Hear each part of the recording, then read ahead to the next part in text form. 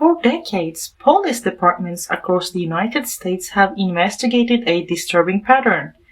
A young man goes out with his friends. A college town, a crowded bar, a football game. A night that begins like hundreds of others. At some point, he becomes separated from the group. Maybe he leaves early, maybe he decides to walk home. Maybe friends assume he'll be fine. And then he disappears. Hours later, family members begin calling his phone. Friends start searching. Social media posts appear. Missing person flyers are printed, and days later, his body is discovered in water.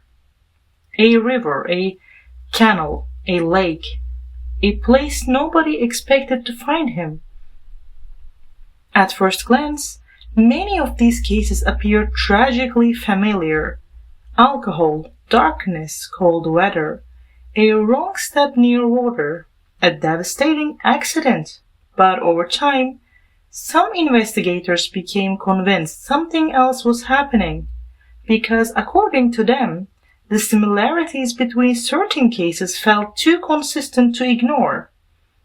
And eventually, one of the most controversial crime theories in modern America was born: the smiley face killers.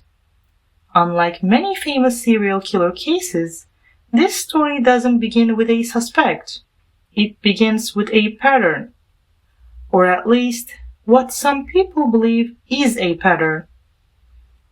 The theory was primarily developed by retired New York City detective Kevin Gannon and criminal justice professor Anthony Duarte. After reviewing dozens of drowning deaths involving young men, they began noticing details they believed were repeating across multiple states. The victims often shared similar characteristics. Most were young. Many were college students. Many had spent the evening socializing before disappearing, and most were eventually recovered from bodies of water. But what truly captured public attention was another detail. In several locations connected to these cases, smiley face graffiti was reportedly discovered nearby, sometimes painted on walls, sometimes beneath bridges, sometimes close to waterways.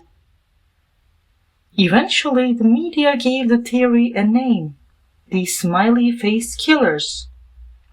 A name that sounded less like a criminal investigation and more like something from a horror movie, which may be one reason people became obsessed with it, because the contrast is deeply unsettling.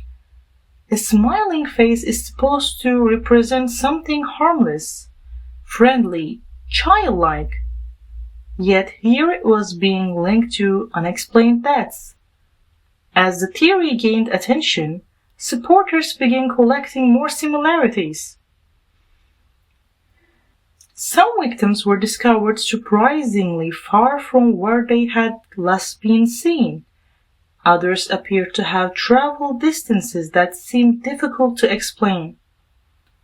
Families occasionally questioned whether intoxication alone could account for what happened, and in several cases, loved ones simply refused to believe the official explanation, because for many families, accepting an accident can feel harder than accepting a mystery, especially when a person seemed happy, healthy, responsible, someone with plans for the future, someone who wasn't expected to vanish.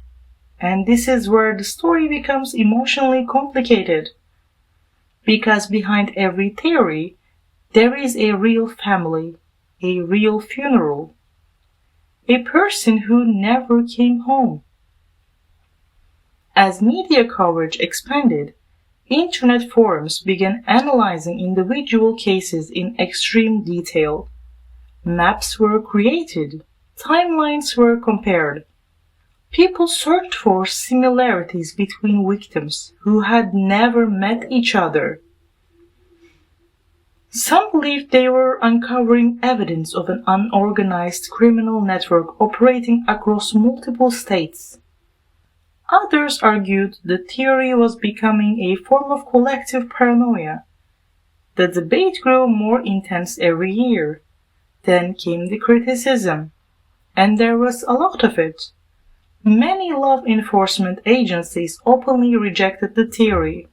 The FBI has never recognized the existence of a nationwide Smiley face killers organization. Many investigators pointed out that smiley face graffiti is one of the most common symbols found in urban environments.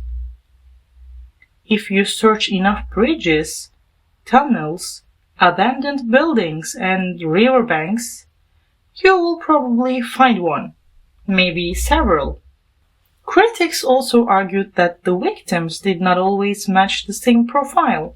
The circumstances varied significantly.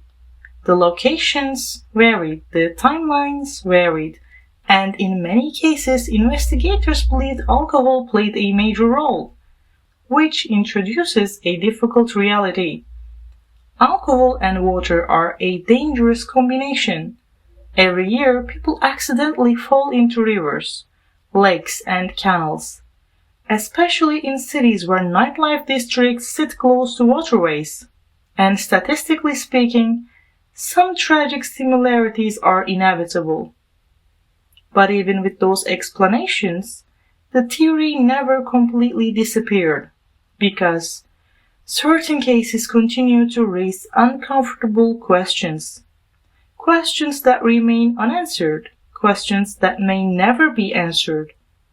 Supporters of the theory often point to one particularly disturbing possibility. Not the existence of a massive organized killer network, but something much simpler. Predators. Individuals who specifically target intoxicated people, because from a criminal perspective, an impaired person walking alone at night is vulnerable. They're isolated. They're distracted. They're unlikely to remember details clearly. And if they disappear near water, investigators may initially assume an accident occurred. That possibility alone is enough to make many people uncomfortable. Because unlike monsters or ghosts, it feels realistic. It feels possible. And that's why the smiley face killers theory continues surviving long after many other internet mysteries have faded away. Not because everyone believes it, but because nobody feels entirely comfortable dismissing it. The theory exists in a strange space between fact and speculation, between criminal investigation and urban legend, between genuine tragedy and internet mythology. And maybe that's what makes it so fascinating, because regardless of whether a secret organization exists, the fear underneath the story remains the same. The fear of disappearing in a place that should feel safe. A college town, a familiar street, a route you've walked 100 times before. No screams, no dramatic confrontation, no obvious crime scene.